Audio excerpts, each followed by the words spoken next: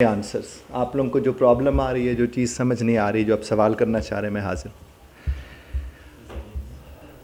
G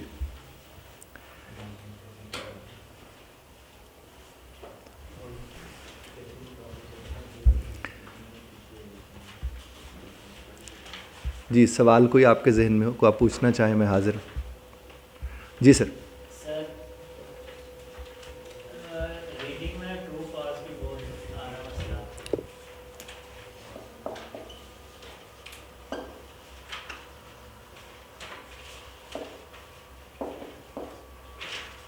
G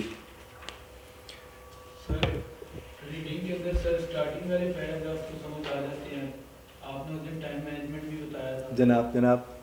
but sir کچھ دفعہ ایسے ہوتا ہے کہ جیسے اب سیکنڈ پیراگراف ہی کافی ڈیفیکلٹ آ جاتا ہے, تو دیکھا جائے تو اس کے اندر بھی حالانکہ ری فریزنگ ہوتی نہیں ہے, وہ تھرڈ میں ہوتی ہے میکسیمم ٹائم. جناب لیکن سر اگر سیکنڈ میں ہی ری فریزنگ آ جائے تو سر وہ تو کافی ایشوز ہو جاتے ہیں, وہ پھر چلتے نہیں ہیں. صحیح. تو ریڈنگ میں سر کوئی ٹرک ہونی چاہیے جو مطلب تیسرے کے لیے بھی ٹائم ذرا کم. تیسرے کے لیے سر بچتا ہی نہیں ہے, اگر بچتا بھی ہے تو اتنا ہوتا ہے کہ ابھی ہم سٹارٹ بھی نہیں کرتے اور وہ لاسٹ پہ ٹائم ختم ہوتا ہے.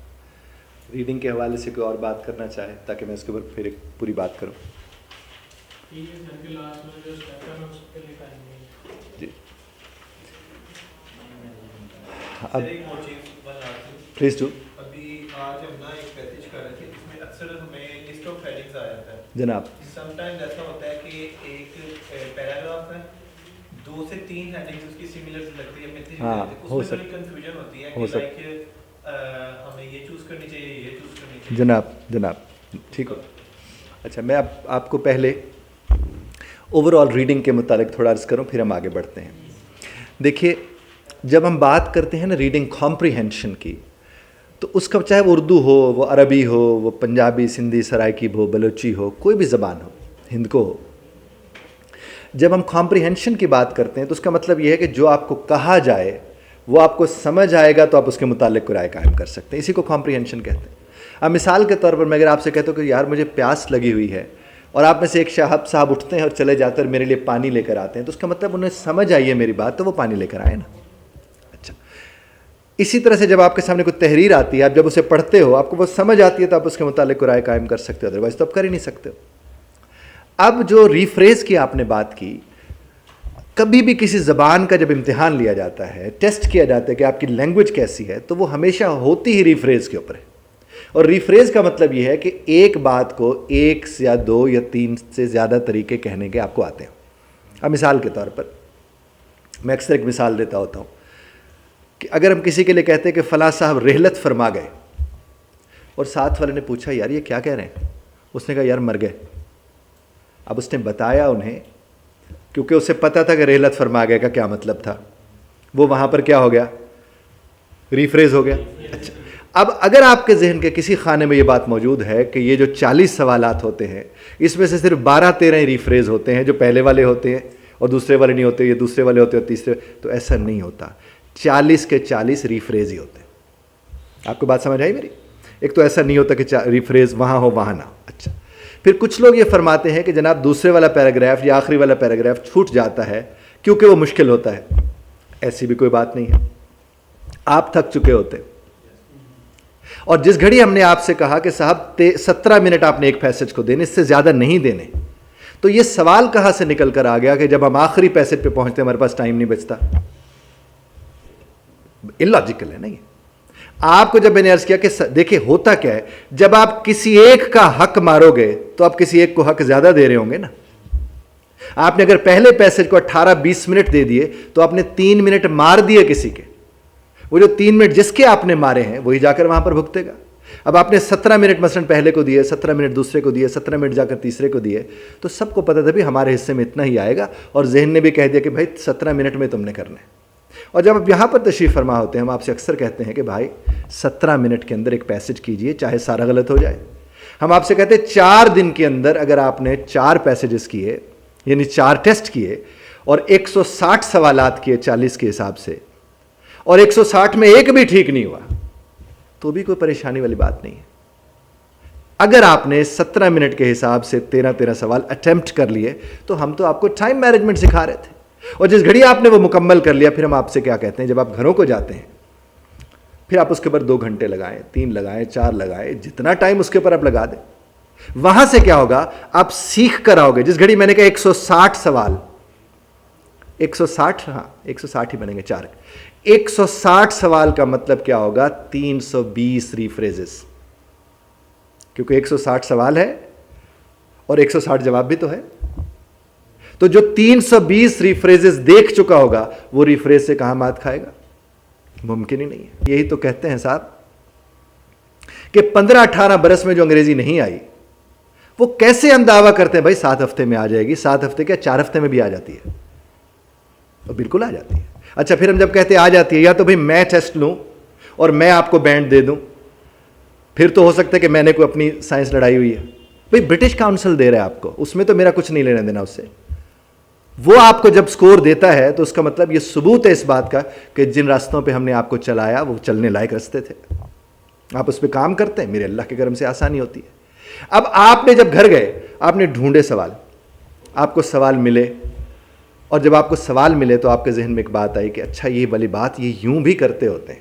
تو کیا ہو گیا, آپ کو این کوڈڈ میٹر کو ڈی کوڈ کرنا آیا, اور ساتھ ہی یہاں پر پیٹرن بننا شروع ہو جاتے ہیں جس کی مدد سے آپ اس کام کو کر سکتے ہیں. اب جب ہم پڑھنے کے لیے عبارت جاتے ہیں تو ہمارے پاس 2 قسم کی مشکلات آتی ہیں جو نارملی بچوں سے سننے کو ملتی ہے. ایک یہ سامنے آتی ہے کہ صاحب وکیبلری بڑی مشکل ہوتی ہے ان کی, اور دوسری ہمارے سامنے مثال آتی ہے اسٹرکچر بڑا مشکل ہوتا ہے.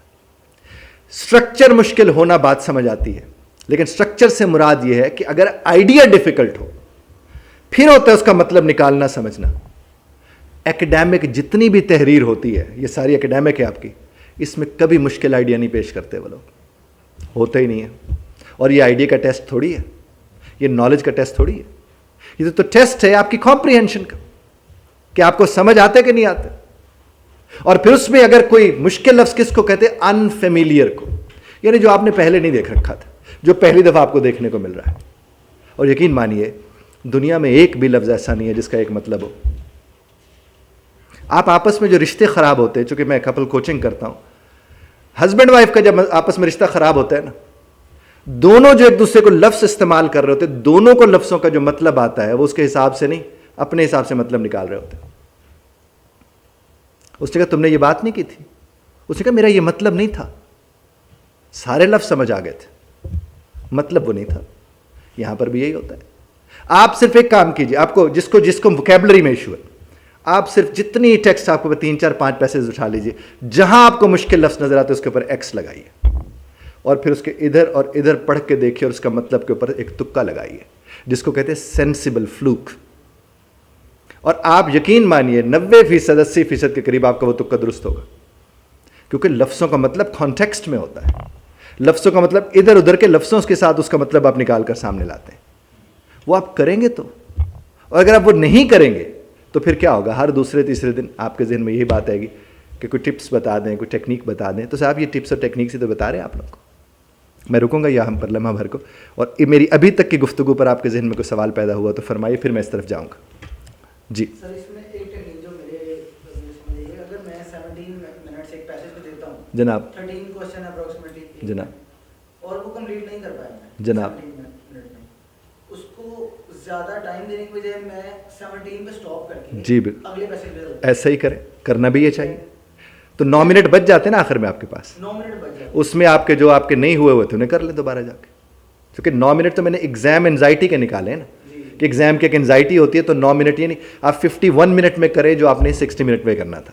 تو وہ جو 9 منٹس ہیں آپ واپس آ جائیں, یہاں تک کہ آپ کو جو سوال الجھا رہا ہو, ایک سوال بھی آپ اس کو کہیں ڈی دفعہ دور آگے بڑھ جائیں, کیونکہ اگر آپ اس کے ساتھ الجھ جاؤ گے تو, اور یہ تو زندگی کا المیہ ہے. آپ دیکھ لیجیے, آپ کسی بھی معاملے میں, کسی رشتے میں, کسی تعلق میں, آپ جب کسی کے ساتھ الجھ پڑتے ہو تو کس کا وقت ضائع ہوتا ہے, آپ کا, آگے تو نہیں. آپ کو یعنی کوشچن نمبر 15 پہ آپ گئے اور آپ کو لگا یار یہ مجھے سمجھ نہیں آ رہا, تو بھائی 16واں کرنا, 15 کے چکر میں 16 17 کی ضائع کر رہے ہو. جو سمجھ آ رہے پہلے وہ تو دیکھ لیں. ویسے کہ ایک ٹرائی میں اگر 10 کوسچن ہو جاتے ہیں نا 17 منٹ میں, 10 کوسچن ہو گئے, اگلے میں وہ پھر کوشش ہوتی ہے کہ 11 ہو گئے, تو 12 ہو دیا وہ اس طرح नो इशू। 17 मिनट में अगर आप 13 सवाल नहीं कर पा रहे तो भी 17 मिनट में आपने ख़त्म कर देना पैसेज।